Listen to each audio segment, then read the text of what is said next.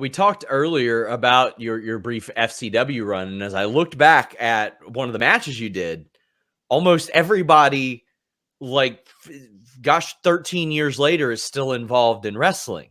It was Dutch, Connor, and Jinder against yourself, Big E, and Tonga Loa.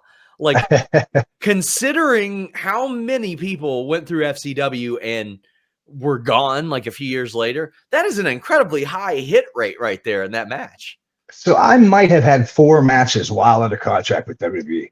I was 21. I wasn't ready to be there. Mentally, I was a kid. I was more excited about living on my own in Tampa than I was about doing the job I was paid to do. But at that time, it was, I guess you could call it the last FCW class before NXT. I was there while we were filming NXT season 2, which had Loki and Celeste, and there was a certain crew there, and that was right before they switched over to black and yellow.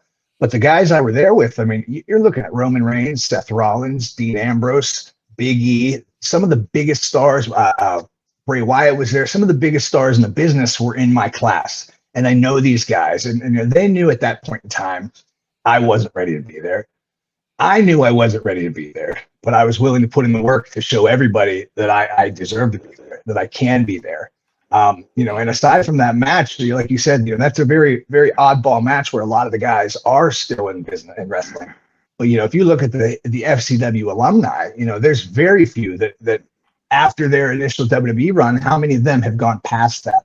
I always thought it was funny because I was just, the young kid when I was in FCW and nobody thought twice about me.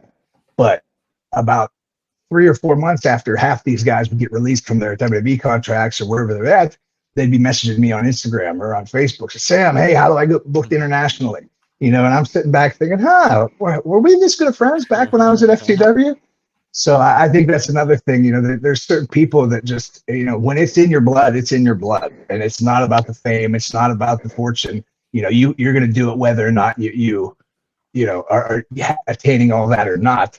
But I think you can just, point out specifically by watching somebody's body of work, that person, they belong. They've done it. They put the work in. And I think, considering 13 years later, 14 years later, I haven't re-signed in those 13, 14 years. I have been virtually unknown in the American wrestling scene, but I've continued to climb that ladder. And I think that's a testament to how hard I'm able to work and what I'm able to